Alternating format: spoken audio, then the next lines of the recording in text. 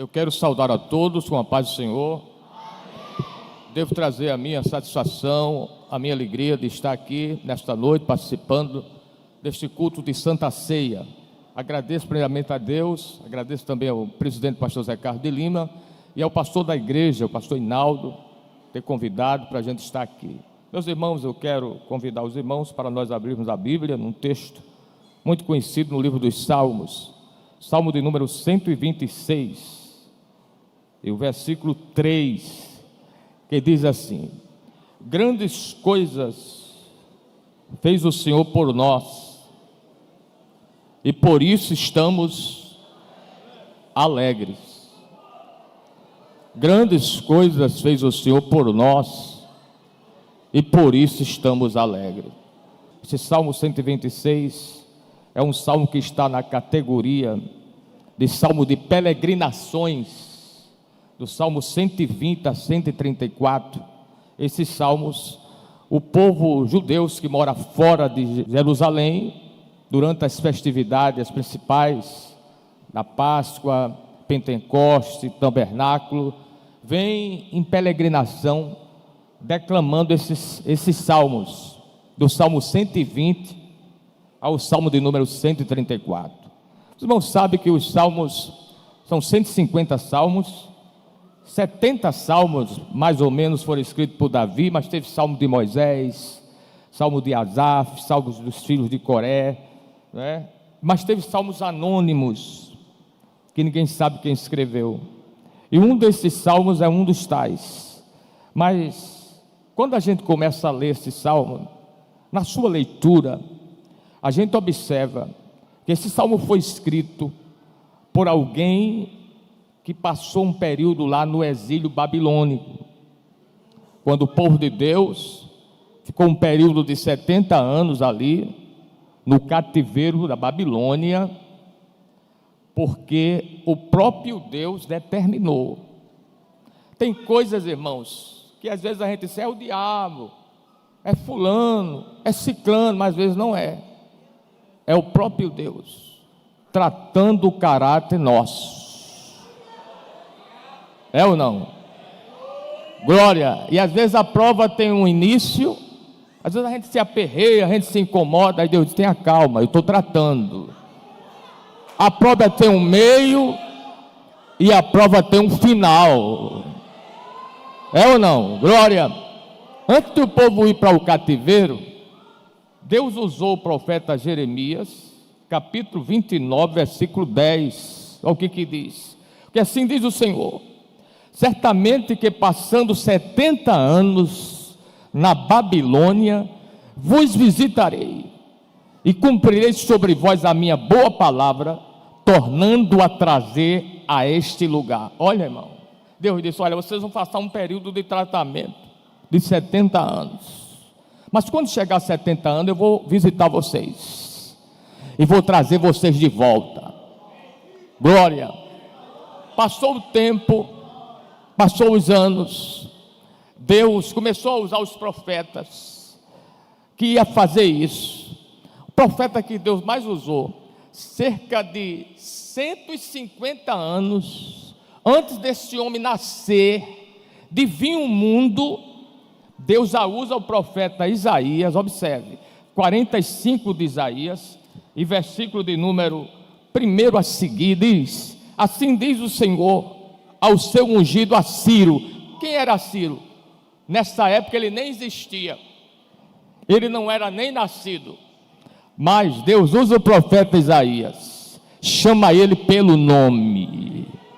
Oh glória, diga assim para alguém que está perto de você, Deus te conhece pelo teu nome. Foi fraco, diga mais forte, Deus te conhece pelo teu nome.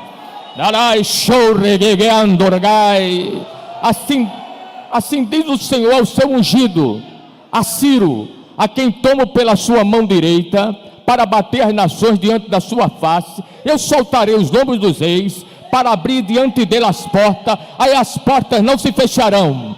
Eu irei adiante de ti, endireitarei os caminhos tortos, quebrarei as portas de bronze, despedaçarei os terrores de ferro, te darei os tesouros das escuridades e as riquezas encobertas, para que possa saber que eu sou o Senhor, o Deus de Israel, que te chama pelo teu nome.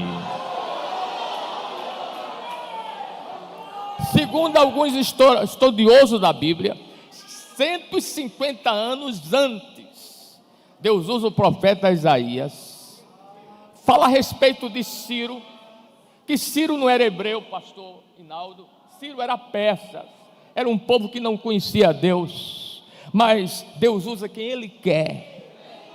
Diga assim para alguém que está ao teu lado: Deus usa quem Ele quer.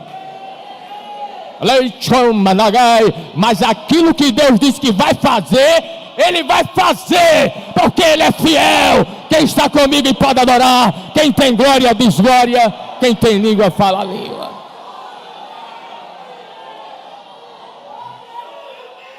Passou o tempo, Ciro nasceu, Ciro cresceu. Aí a gente observa a Bíblia no livro de Daniel, quando o rei Beltesazar fez um grande banquete, não foi? E reuniu seus grandes e começou a festejar e achou pouco.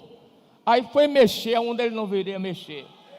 Foi mexer nos vasos consagrados ao Senhor, que Nabucodonosor tinha trazido para a casa lá deles. Ele traz os vasos aí e começou a se embriagar com aqueles vasos.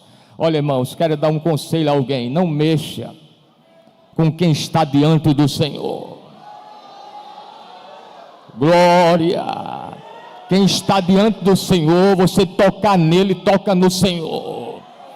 Quem está comigo aí pode glorificar a Deus.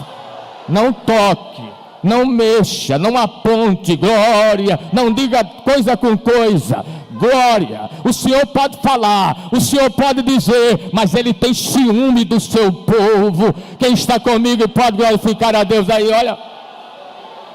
Quando o rei começou a se embriagar com os vasos, uma mão sem braço começou a escrever na parede estucada do palácio. O rei, que estava alegre, ficou logo abatido. Glória, o que é isso? Glória. E conclamou os seus sábios para interpretar. Mas quem interpretava? Mas alguém lembrou-se de Daniel. Daniel na época já era um ancião com aproximadamente mais de 80 anos. Mas Deus usa ancião também. Glória. Deus usa quem Ele quer. Glória. Quem está comigo aqui pode glorificar a Deus. Ele manda chamar Daniel e diz: você é aquele Daniel que na época do meu pai você interpretava sonho. Aí disse assim: você ainda é o mesmo Daniel? Glória. Descarga bagaia, Daniel, sim. E interpretou aquele sonho. E naquela mesma noite, Deus usou os medos e os persas, e entraram ali no reinado da Babilônia e tomou o poder. Glória. Mas por que isso aconteceu? Para se cumprir a palavra. Quem trouxe Bíblia para o culto? Quem trouxe Bíblia? O que está na Bíblia é verdade. O que está na palavra é verdade. O que está na palavra é verdade. Tenha cuidado com qualquer tipo de profecia que não esteja na palavra. Glória. Deus não honra a palavras humanas, mas Deus tem responsabilidade por aquilo que está na palavra. Ele vela para cumprir a sua palavra. Quem está aí pode glorificar a Deus por isso. Os medos, os persas tomaram o poder. E quem foi seu imperador, que foi governar o mundo de então? Ciro. Glória. Ciro foi governar agora.